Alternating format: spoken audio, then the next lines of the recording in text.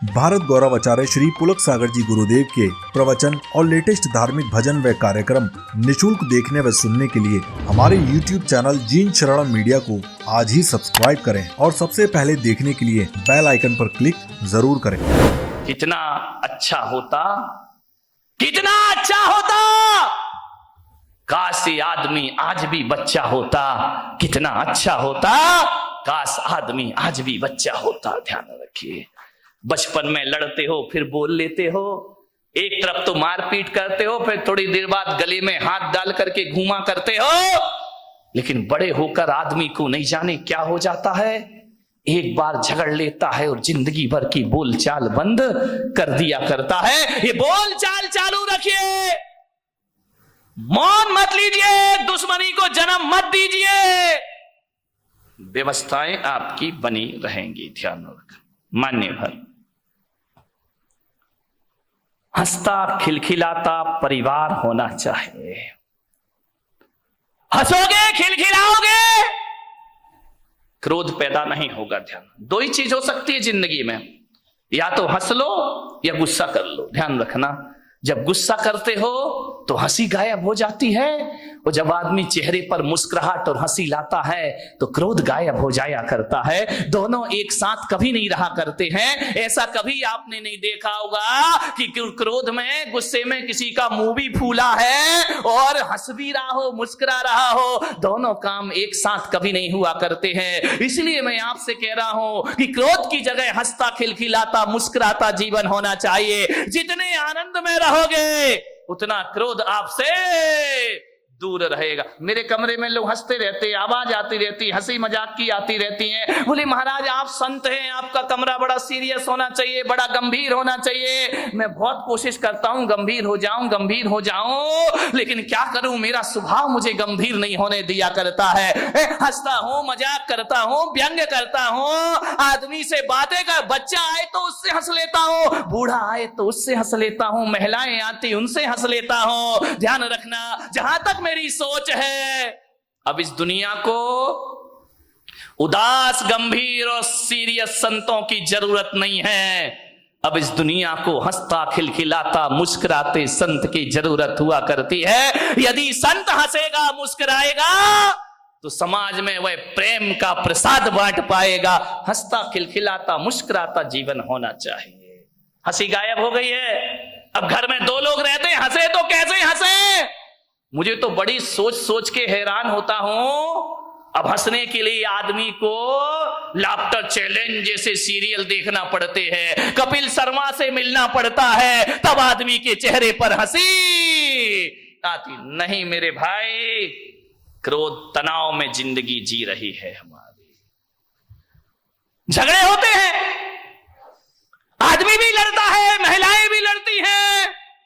फर्क इतना होता है, आदमी इस कान से सुनता है और इस कान से निकाल देता है। महिलाएं ऐसा नहीं करती, महिलाएं तो बहुत होशियार हैं, इस कान से सुनती हैं। आदमी इधर से सुनेगा, इधर निकाल देगा, लेकिन महिलाएं जो हुआ करती हुई इधर से सुन के इधर नहीं निकालती हैं, वो दोनों कान से सुनती हैं और मुंह से निकाल दिया करती हैं। ये दोनों कानों से, इधर से भी सुनेंगी, इधर से भी सुनेंगी, और मुंह से, कौन बोला जब भी बोलेंगी बारूद? नहीं, यहां की महिलाओं की बात नहीं कर रहा, यहां अपने को भाई अभी चतुर्मास पूरा करना है।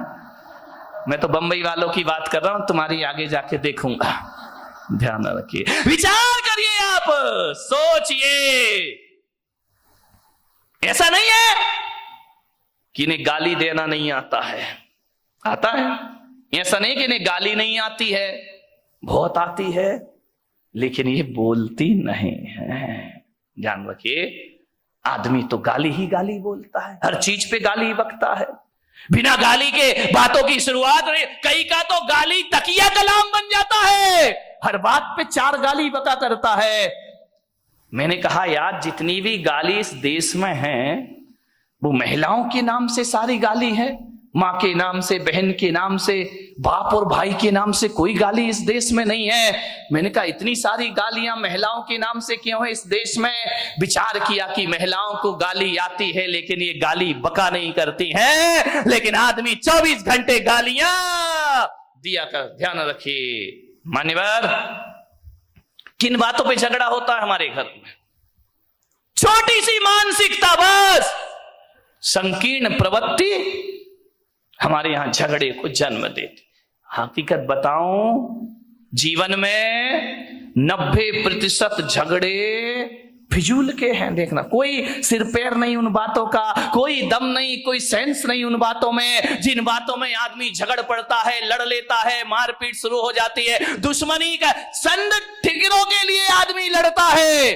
मान्यवर, आप यदि क्रोध करने के बाद यदि शांत हो जाएं और एकांत में बैठकर सोचें, यार मैंने जो झगड़ा किया है ये लड़ने जैसी बात थी या नहीं थी, तो 90% बातें ऐसी हैं जिनका कोई वजूद नहीं हुआ करता है, उसमें आदमी झगड़ा कर लिया करता है। थोड़ी सी गलतफहमी आ गई, आदमी झगड़ा कर लेता है, थोड़ी सी शंका आ गई, आदमी झगड़ा कर लिया करता है।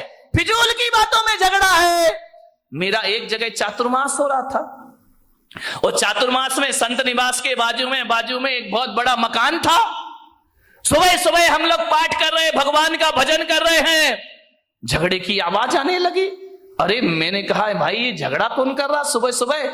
मेरे साथ लड़के थे, मैंने कहा जरा देखो किसी ने टीवी चालू कर दिया है क्या? बोले महाराज झांक करके देखा तो बोले टीवी नहीं है, तो लाइव चल रहा है। मैंने कहा मतलब क्या है? बोले डायरेक्ट झगड़ा हो रहा है। मैं गया, मैंने खिड़की से झांका, दो पति पत्नी आपस में लड़ रहे, इतना लड़ रहे हैं कि लड़ते लड़ते कमरे से बाहर निकल आए, आंगन में आ गए। एक के हाथ में बेलन है, एक के हाथ में कौन बोला चिमटा है। चले, ऐसे तुम लोग तैयार रहते हो बोलने के लिए। दोनों लड़ते झगड़ते बाहर आ गए, झगड़ा हो रहा। मैंने कहा इधर आओ। अरे बोले महाराज, मुझे देखा, झगड़े में थोड़ा सा ब्रेक लग गया। अरे बोले महाराज देख रहे हैं। मैंने कहा इधर आओ, ये सुबह सुबह भगवान के भजन करने का टाइम है, प्रभु के स्मरण करने का टाइम है, वो तुम सुबह सुबह पति पत्नी आपस में झगड़ा कर रहे, कोई तरीका है जिंदगी जीने का? अरे बोले महाराज हो गया, झगड़ा हो गया। मैंने कहा किस बात का झगड़ा है मुझे बताओ, मैं फैसला करूं। बोले महाराज फैसले वाले का कोई बात ही नहीं है। तो मैंने कहा लड़काए को रहे हो? बोले महाराज जब पूछ रहे हो तो हम बताते हैं, झगड़ा हमारा 12 बजे रात से चल रहा है। अरे मैंने कहा कमाल कर दिया, पति पत्नी दोनों हैं, 12 बजे रात से झगड़ा चल रहा है। मैंने कहा किस बात का झगड़ा चल रहा है? बोले कुछ नहीं महाराज, आज नींद नहीं आ रही थी हम दोनों को। तो बोले क्या करे? बोले टीवी भी नहीं चल रही, लाइट भी नहीं थी। तो मैंने कहा क्या किया तुमने? बोले बस लेटा लेटा मेरे मुंह से इतना निकल गया कि मैं अपने बेटे को डॉक्टर बनाऊंगा। पत्नी ने सुना, खबरदार तुम्हारा बेटा डॉक्टर नहीं बनेगा, तुम्हारा बेटा इंजीनियर बनेगा। तो मैंने कहा यार तू इतना क्यों बोलती, जब मैंने कह दिया मेरा बेटा डॉक्टर बनेगा। पत्नी ने कहा कोई तुम्हारा अकेला हक नहीं है, मेरा भी हक है, मेरा बेटा इंजीनियर। अब फिजूल की बात है, इस पे झगड़ा बढ़ गया। बोले देखता हूं कैसे डॉक्टर बनाएगा। बोले मैं भी देखती हूं कैसे इंजीनियर बनाएगा। झगड़ा बढ़ते जा रहा। बोले बढ़ते बढ़ते हाथापाई पर आ गए हम लोग कि डॉक्टर ही बनेगा, इंजीनियर ही बनेगा। इतना झगड़ा, बोले सवेरे के 4 बज गए लड़ते लड़ते। बोले देख तू ज्यादा बातें मत किया कर मेरे से, जब मैंने बोल दिया कि मेरा बेटा डॉक्टर बनेगा तो बनेगा। पत्नी ने कहा मैंने बोल दिया मेरा बेटा इंजीनियर बनेगा तो बनेगा। रात भर झगड़े। मैंने कहा एक बात बताओ, तुम दोनों आपस में लड़ रहे हो, झगड़ रहे हो, एक बार बच्चे की मर्जी भी पूछ लो कि तुझे क्या बनना है। बच्चे से पूछना ही नहीं है, दोनों लड़े जा रहे हैं। ये बेना सिर पैर के झगड़े। मैंने कहा बच्चे को बुलाओ बच्चे को, उससे पूछो कि तुझे क्या बनना है। पति ने पत्नी को देखा, पत्नी ने पति को देखा। अरे मैंने कहा बच्चे को बुला के लाओ ना। बोले बच्चा तो अभी पैदा ही नहीं हुआ है। तेरे की आदमी, बच्चा यदि पैदा हुआ तो डॉक्टर बनाएंगे। फिजूल की बातों का झगड़ा है, ये कोई झगड़ने की बात है?